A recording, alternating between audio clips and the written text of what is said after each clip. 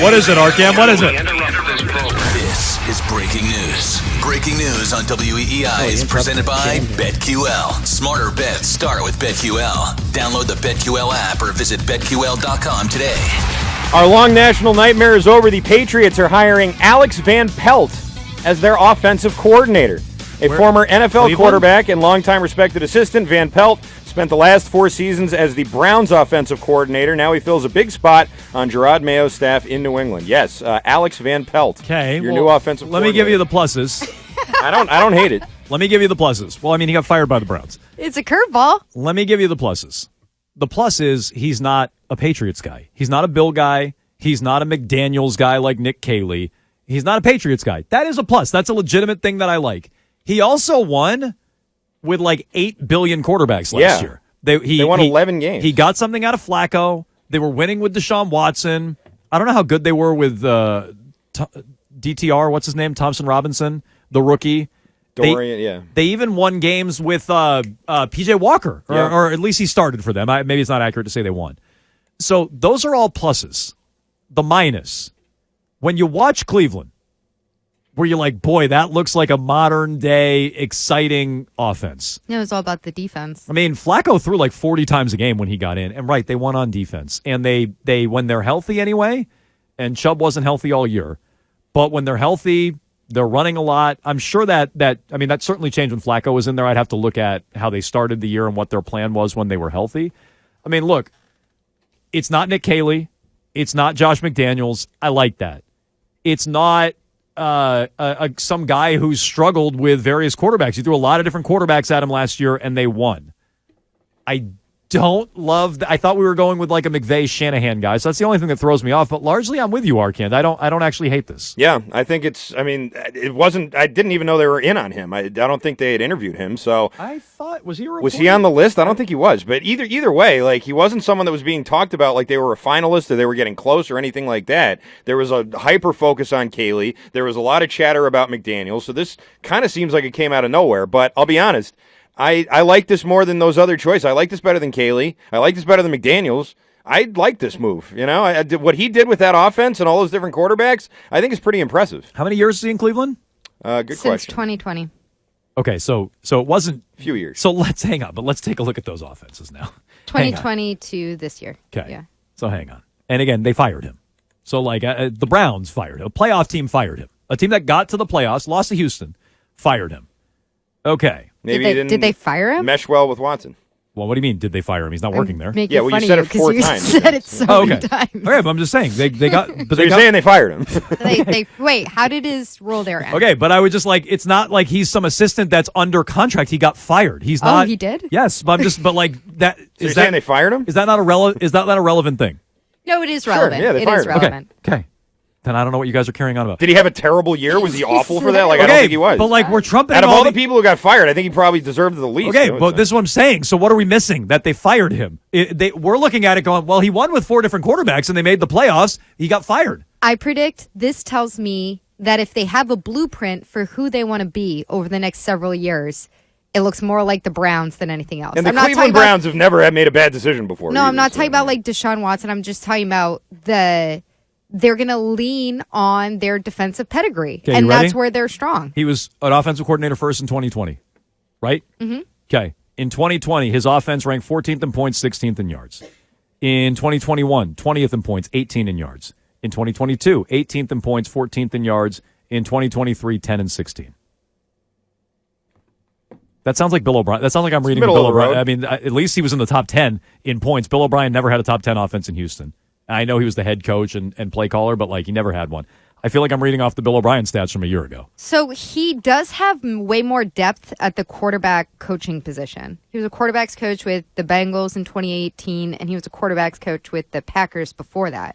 So I wonder if it just came down to we need somebody who's going to be able to coordinate the passing game, and we don't like anybody else because Zach Robinson went elsewhere. So why'd the Browns move on? And also, 3 of those years, the quarterbacks were Baker Mayfield, and Jacoby Brissett. So, I mean, it's not like he had some great offense to work with. I'd say that in the middle of the road's not a terrible thing. Okay, but again, if he's so good, why'd the Browns move on? Like, this is something we need to be asking ourselves. We're like, ooh. And trust me, I like that he's not Nick. This is better than Nick Caley or Josh McDaniels. But some of the names that I had started to talk myself into liking. Gerard Johnson, guys like that. I know he backed out, but like names like that to me were the more interesting names. And why is he backing out? If he could be an offensive coordinator here, why are those guys backing out? To stay a quarterback's coach in Houston? Why? So I had started to talk myself into names like that. Not that he's a McVay or Shanahan guy. Who was their tight ends coach? It wasn't Clint Kubiak. It's the other guy who was there. I forget his name. But there was another guy in San Francisco, their tight ends coach, who was going to interview. Like, I'd started to talk myself into guys like that. So why is Cleveland moving on? That's a relevant question to ask. His offenses weren't, even this year where we're like, boy, he won with a bunch of different quarterbacks. Their offenses weren't that good. And so those remind me of Bill O'Brien offenses. And I was never watching Cleveland going, wow, look at the way they run that offense. You were looking at Flacco I like Flacco. bit. I like Flacco. You were looking at Flacco a little bit. But you know what that offense was? It was Joe Flacco throwing 40 times a game. Like, it was just, I like throwing over running. So our own Mike Cadlick says that no interview with Van Pelt was ever reported. So they know. Okay, so what does that tell you?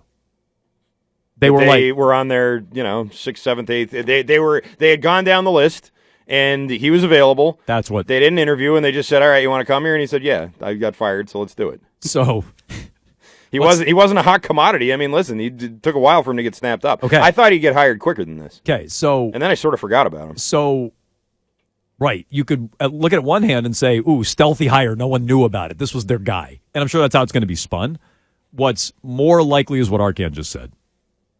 They wanted other people. They all said no because the job stinks. You think Nick Caley said no? You floated that idea earlier, and I was like, hell, was it Arkan who said that? Somebody else. Somebody said that earlier, and I'm like, hell no. Is Nick Caley going to say no to the Patriots? Now I'm wondering, did he say no? I'm asking, like, is this an option that came lower down on their list than Nick Caley? Was Josh McDaniels seriously considered? I prefer him to Nick Caley and Josh McDaniels. Why? Just because he's not Patriot? Yes. Plain and simple. As easy as that. But I think what this comes down to is people who had jobs to fall back on fell back on him. Right. And Van Pelt didn't have one, so he took it. The Browns dumped his ass and you bring him in after how many people said no? How much do you think it has to do with his experience? That they wanted somebody who's done it before because their coaches are so defensively minded. Maybe. Do you value that? I think I value it a little bit, yeah. I don't. It's because it's a little bit of an odd fit if they were going to be going towards. I got the inclination that they were going to be having all these coaches who are under 45 years old, and they're coming from the McVay or Shanahan tree, right. And it's like everybody's starting up this thing together. So what does it tell you that they're not? And this guy's a 53-year-old who's been with at least 3 other teams and was fired from the Browns recently. So what does it say that they're not? I'm not going to say that they're this on to is like, Plan Z. That's what it says. Z. I'm not going to say that because I don't know that. Plan Z. I don't know it either, but that's what it tells me. A bunch of the other interviews, you're right, fit a profile. Young, up-and-coming assistant coach, McVay and Shanahan. Not all of them. Isn't it possible that they sat down and we heard Nick Caley was some kind of finalist? Yeah. And they go, you know what, we really like Nick, but he doesn't have a vision for what Curran was just talking about. Curran told us 2 hours ago. The managerial stuff day to day. He's not going to be able to handle the entire scope of all of this. Okay, so maybe Nick Caley's coming in as an assistant. I have no idea. Yes, Arkan? Pelissero has a follow-up tweet. Okay. Says the Patriots own the number 3 overall pick in April's draft and could target their quarterback of the future. Van Pelt has spent most of his 2 decades in coaching working with quarterbacks and now could play a big role in developing another one. Thanks, Pelissero. I just read that off Wikipedia. Yeah, I don't think that helped all that much. I literally just read that off Wikipedia. He's an ex-quarterback. I mean, he played quarterback. So that's good. I mean, that is better than like Nick Caley, tight ends coach, or the guy in San Francisco. Like, that's better. He has worked with quarterbacks. So there are some things I like about it. I would not call this a home run. And the important question, the important thing to ask, we look at what he did in Cleveland and we go, oh, it's pretty good. Why did they move on?